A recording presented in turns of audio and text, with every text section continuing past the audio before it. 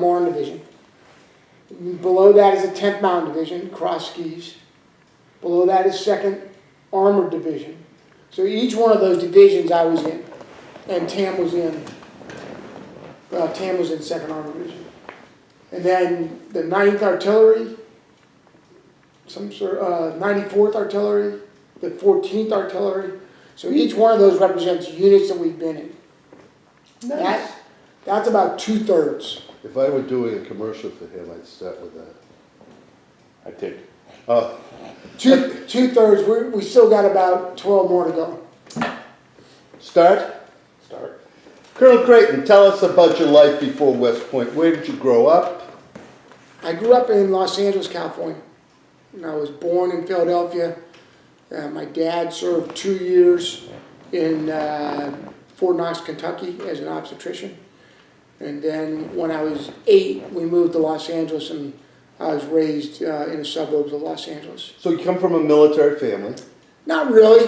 All of my uncles served. They all were drafted and served in, my grandfather was in World War I. My uncle was in World War II. I have another uncle that was in Korea. And then my dad and another uncle were not in Vietnam, but in the service during the Vietnam era. So not really a military family, really a railroad family from Pennsylvania. Yeah. As you look back at your pre-West Point days, who shaped you? Coaches, parents, teachers, clergy? I think my dad, in some ways, and my mom and the others were primary. But I also had some great teachers on the academic side, and then some coaches that were really influential. And then the other thing was I was a counselor in the YMCA, and some of the directors in the YMCA were very influential. How'd your parents shape you? You said your father shaped you in one way and your mother shaped you in another? Yeah. My mom is ultra-liberal. My dad is ultra-conservative. And my dad, a ton of energy, and he just builds things and does things all the time. And my mom is an artist, very creative, and so I took a little bit of each of those. And they're both still alive? Yeah. What kind of dining room table talks did that create? You know, it's interesting. My mom, I think, was much more subdued when I was a kid. And then they got divorced when I was a senior in high school. They separated when I was a senior in high school. And we all laugh about it now because we can't imagine how they were ever married. They are so completely Do you have siblings? I do. I have a brother that's an engineer in Pleasanton up near San Francisco, and a sister who's a chiropractor who lives in Kodiak, Alaska. Oh, really? Yeah. Now, when you're thinking about college, and West Point was one of the options, how did you settle upon West Point? What were in your calculations? So this is a true story. Okay. I fell in love with the Army when we lived at Fort Knox. I was 5 when we moved there and almost 7 when we left. And we went back from Fort Knox, we went back to Los Angeles, and we joined the YMCA in the Indian Guides. And I was 7 years old, and we went to the first Indian Guide meeting. And one of the leaders, Lou Marino, he said to all the kids, "What do you want to do when you grow up?" And I said, "Well, I'm going to go to West Point and join the Army." And every time I see him, he tells that story. So it's confirmed by an outside the family source. So that's what I ever wanted to do. And as you were getting ready to apply to colleges, did you apply any other place? My dad made me. So I got early accepted into West Point in December of '77. And I said, "Okay, Dad, I'm done." He goes, No, you're not. So I applied to Cornell and Bucknell and Lehigh and Penn State and UCLA, and I don't even know if I got accepted because I was early accepted and admitted into the academy, so it was, to me, it was just, that was done. As you think back on your West Point experience, what was most memorable? So the first year is difficult, and my dad came Labor Day of my first year, and he was convinced that I wouldn't make it, because it was miserable. Tell us about how difficult Well, the plebe year was. you're getting used to a new environment. There was a significant amount of pressure just in time management, let alone the academic side of it. Our senior class, when I was a freshman, was pretty notorious, and so they made life interesting. But on the flip side, the 26 of us that graduated in my class There were from my only company. 26? So the Corps is divided into 36 companies. Oh, okay. And those 36 companies, we stayed together for 4 years. And we were molded in a very pressure environment. We were molded together. And so every year, up to 17 of us get together for the last 10 years. And we go all over the country, and I talk to at least 2 or 3 of them on a weekly basis. Great. After 40 years. Great. So it's a pretty unique environment. Sounds like you've had a lot of experience living in the entire country, with from LA to. I've lived in 8 different states. Right. How many? Yeah, 8. 8. How has that influenced who you are today? That's a great question. We came to New Hampshire by choice because we looked at the environments, the geographic environment, the social, cultural environment, the economic environment, the political environment of all the different places. I've been to all 50 states, been to about 80 different countries. Jeez. And so we knew what we were looking for. And so when we came to New Hampshire, it was by choice. Because we knew that we were looking for a place where people took care of each other, people were worried about their responsibilities and not their entitlements, that people were self-reliant, that it was a very close-knit community environment that we were moving to, and that it was a rural environment with outdoor and wilderness opportunities. And so living in 8 different states, visiting all 50 states, traveling around the world, when it came time to, okay, where are you going to move to and not move again? We moved 25 times in the Army. And the most recent place was? 2 years in Afghanistan. I retired out of Afghanistan. Was your wife with you in Afghanistan? No, she was not. She retired in 2002. As a major? As a lieutenant colonel. Lieutenant colonel. Family decision. Her career was great, and she did great things. My daughter was 13 at the time, and she needed someone at home, and so my wife decided to stay home to do that. She's now a doctor, so it all worked out all right. But I think part of that was because my wife made the decision to stay at home.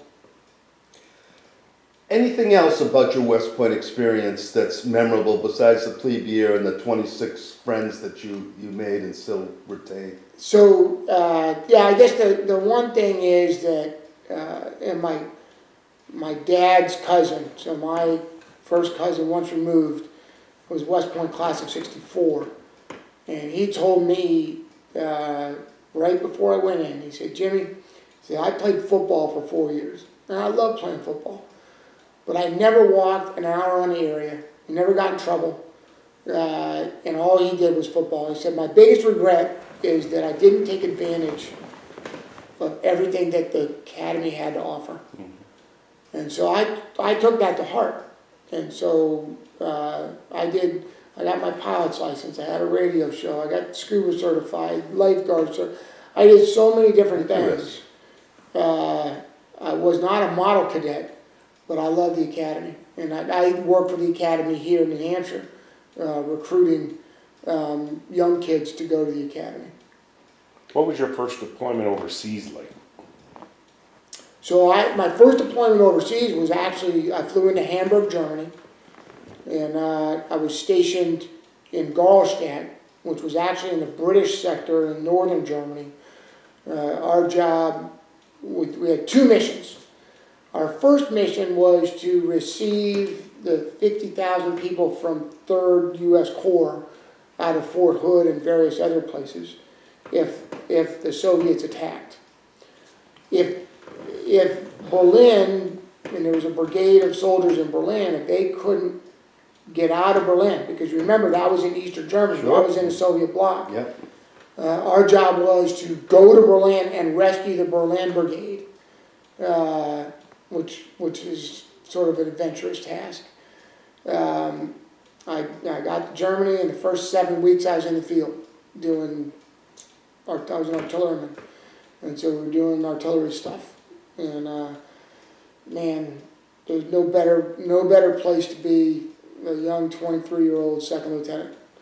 I just loved every minute of it. How did you choose artillery as your military specialty? That's a great question, because I knew it was either infantry, armor, or artillery. And it turned out that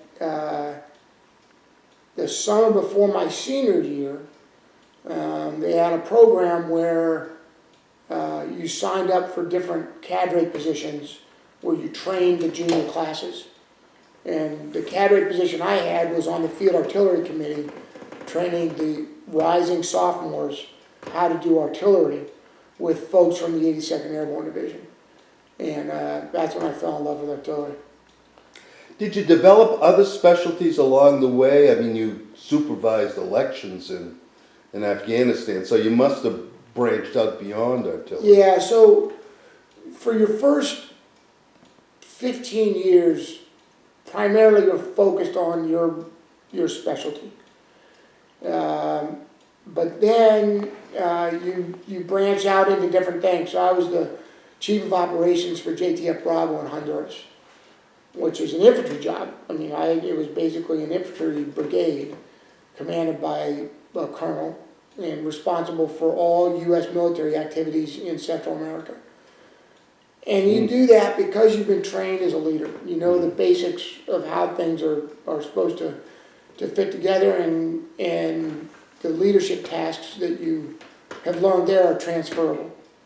But after battalion command, which is about 500 guys that you command, then you sort of branch out into other things. And I did personnel, I did operations, and then as a colonel, I worked at U.S. Strategic Command, where we oversaw the U.S. nuclear weapon plan and execution. I worked at the Council on Foreign Relations as a fellow, and now a While member. you were in the Army? Yeah. Wow. The Army sends one colonel a year to the council, and then I became a lifetime member of the Council on Foreign Relations as a result. A very prestigious post. You, through much of your career, you were involved in the military during the Cold War. Right. How much interaction did you ever have an opportunity to interact with Russian military or even Russian civilization in general? Well, we knew about what they did pretty much. I mean, our intelligence. And I was talking to General Breedlove, the SACEUR, about 3 years ago, and this was right when Russia had moved into the Ukraine. And he said that in the Cold War, so Russia moves into the Ukraine. He calls up the Defense Intelligence Agency. He says, "Hey, I need some intelligence. What's going on?" They said, "Well, in the Cold War, there were 16,000 Russian specialists that worked in and around the DIA. And as of 3 years ago, it was 1,600. So we knew about the Russians. But my only interaction with them was as a result of the Intermediate Nuclear Forces Treaty, which was signed in '89. And I was a Pershing officer at the time, with the Pershing missile, range of 2,000 miles, could hit a designated window in the Kremlin with a 10 KT nuke. So it was a fairly effective system. And quite honestly, many people believe that that's what brought the Soviet Union to the table for the INF Treaty, was just the fact that technologically we were right in their grill. And so, through those experiences, you learn a lot of, different aspects. As you look back over more than 30-year military career, what was the single most personally significant assignment that you took on? Not what's significant for the United States, but to you, what was the most meaningful? I had 31 jobs, Steve. I loved every one of them. So that's a hard question for me, but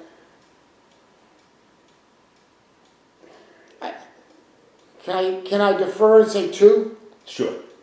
So the Is first that one, allowed, Mr. Wood? Okay. the first one was Battery Command, 107 guys, and I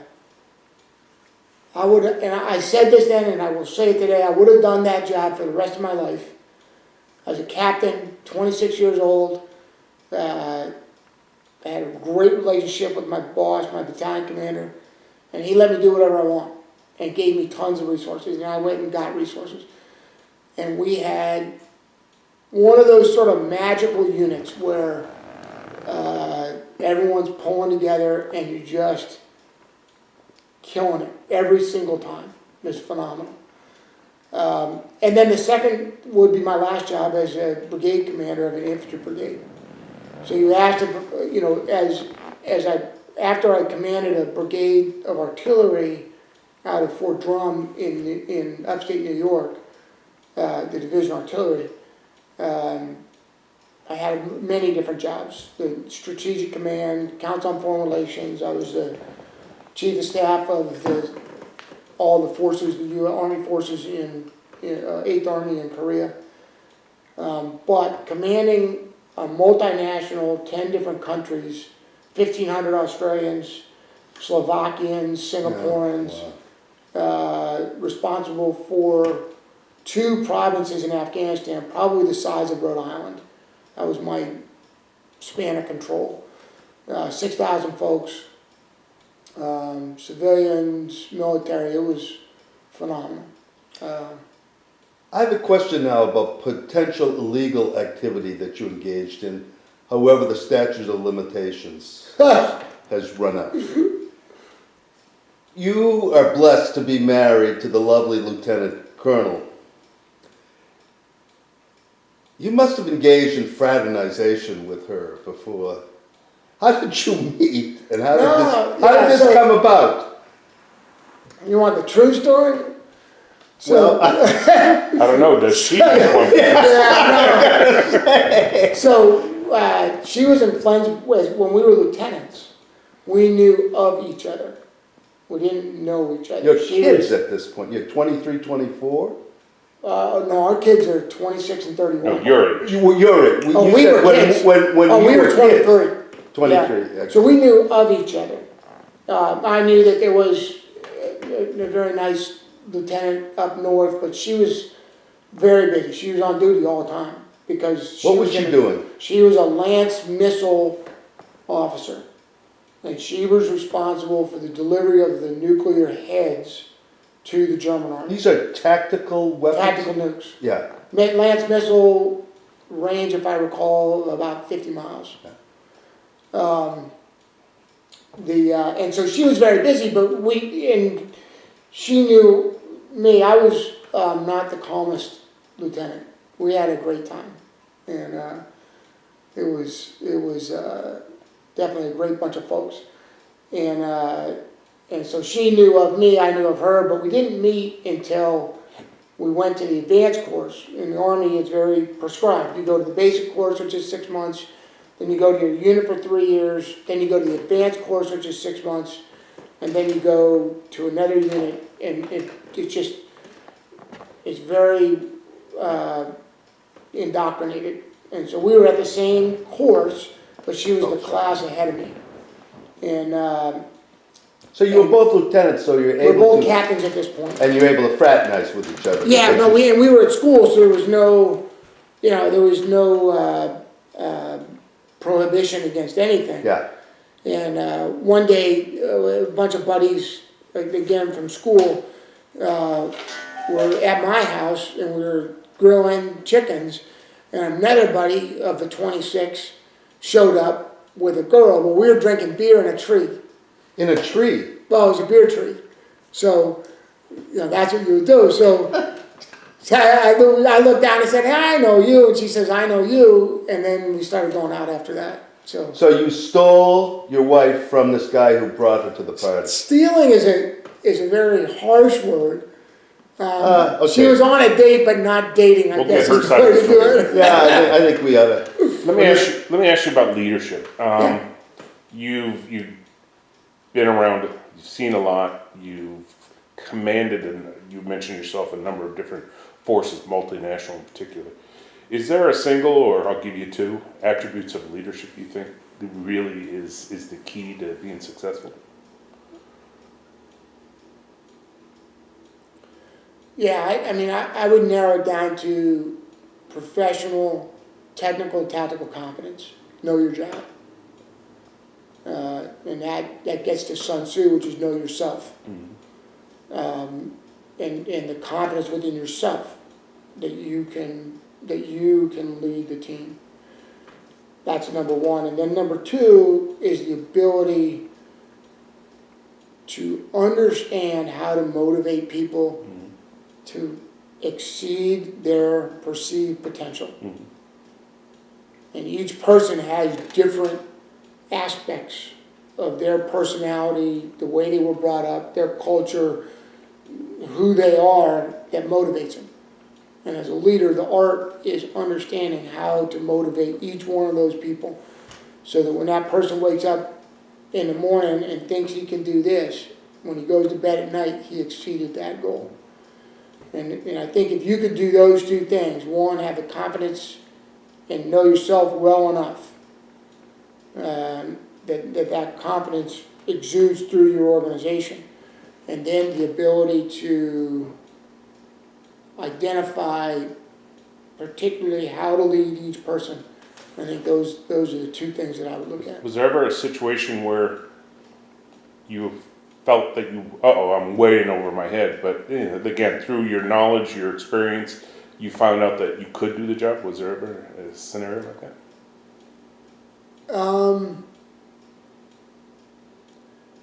Only time that I ever said, man, what did I get myself into? Mm-hmm. Because, you start at 17 years old. Right. Yeah. And you're indoctrinated in leadership. I'm teaching at Tuck, and there's 26-year-olds that they want to be leaders. They're smart. These guys and ladies, they're amazing. What leadership position have you ever had? None. And they're 26, 27 years old. In the Army, you're grown up to be a leader, and you're always in it. You're always given those opportunities from when you're 17 to when you're 57. Whether it's Mark Milley leading the entire Army, or Second Lieutenant Milley, that's what you're grown up to do. So every time you go into something, you've built that technical and tactical competence. You've had practice in leading different people and motivating different people. So the only time when I was like, man, what, was the day before I went down to Erzgon to assume Brigade Command. It was like, This is late what in am your I career. doing? Oh, this is my last job. Yeah, and it's interesting. And it wasn't a doubt on whether I could do it. It was, this is my second year in Afghanistan. This is completely this is, you know, this is my boss coming and telling me, hey, I want you to stay a second year. So I called my wife up, Lieutenant Colonel Wood Creighton, and I said, hey, they want me to stay and command a brigade for another year. And her response was, well, you have two choices. You can either stay and do something you've always wanted to do, which is to command a brigade in combat, or you can come home. And she says, if you come home, then I have to live with you for the rest of my life knowing that you didn't stay and do something you always wanted to do. So you really don't have a choice, do you? You have to stay. Final question about Lieutenant Colonel Creighton. What have been her activities after retirement? I understand she's active in tennis refereeing. Yeah, she's hard to keep up with. So first thing she did was she stayed home and was with our kids when I was off doing whatever I was doing. And she did a phenomenal job with that. And then she was involved supporting me because in the Army it's a team effort. And, you know, when you deploy, you leave hundreds of family back. And she was responsible for taking care of those families. Was that an official position or a voluntary position? It's a voluntary position. It's a voluntary position. But probably a full-time job. But it's full-time when you're deployed, yeah. And then she very focused on the community while we were in the Army, especially in Korea, where as the Chief of Staff and then the Deputy Commander for 2nd Infantry Division, she had a lot of duties and responsibilities as the spouse of the leader in the organization. And but then she got very involved. She's always been a big seamstress. Really? So she does smocking, she does quilts, she did all the prom and dance dresses. She does know about the quilters group in town. Yep. But then she's huge into tennis. Now she's the vice chairman of the USTA officials in New England. She captains 5 tennis teams. She plays on 4 What tennis does that teams. mean, Captain? You put together the lineup, you coordinate the times. She captains the men's team that I'm on. You know, so she's very involved. So finally you're taking orders from... Oh, exactly. Well, yeah. Can we go back to Afghanistan? Yeah. Could you, and there's probably no way to briefly describe it, but your activities in Afghanistan as far as the voting process that you were involved in? Yeah. So, my first year there, I was in what they called the IJC, Intermediate Joint Command, which is a 3-star command that was responsible for activities within Afghanistan.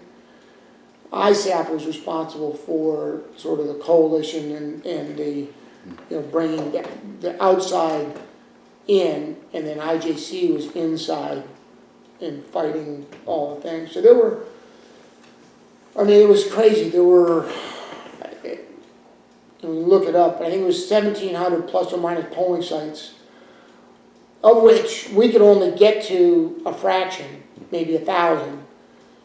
And then of those ones we couldn't get to, some of them were in Uzbekistan. And others were in, like, wadis. Voting sites in Uzbekistan? Yeah, it was crazy. It was crazy. And there were some, like, in wadis where there was no town, like a riverbed, there was no town. But we had 1,000 votes from those come in. So who was voting in it? Refugees from Afghanistan were voting in Uzbekistan? No, these were so that you could stack the polls. Right? If you have a polling booth that no one monitors, then whatever ballots go.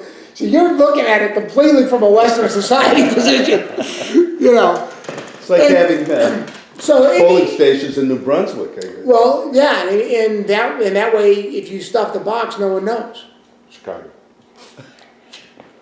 You know, so In that, downstate Illinois where the Republicans do that. But- so, I mean, the level of insurgency in 2009 was pretty intense.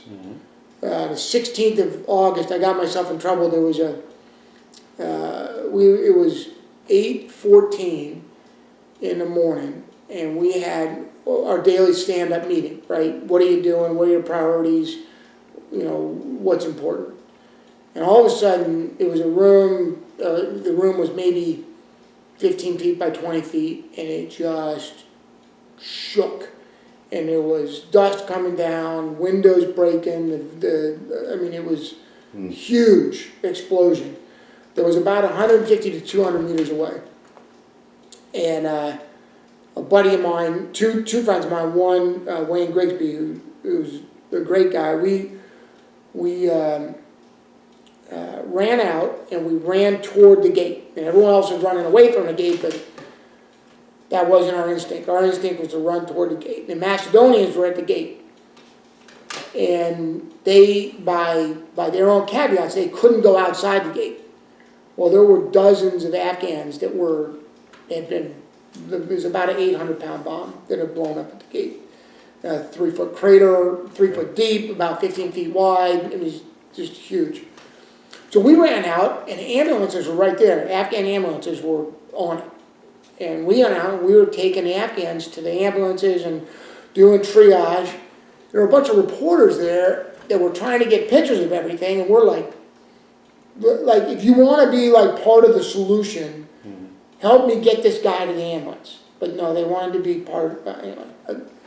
So anyway, we shooed them away. About 9:30, 10 o'clock, I got back to my room. My uniform was a mess. Changed my uniform. I thought, man, I got to tell Tam I tell my wife, because if she finds, so I just sent a note. I said, a little bit of thunder in Afghanistan, or in Kabul. I wasn't anywhere near it. All is good. So you lied. Well, it's all about perspective.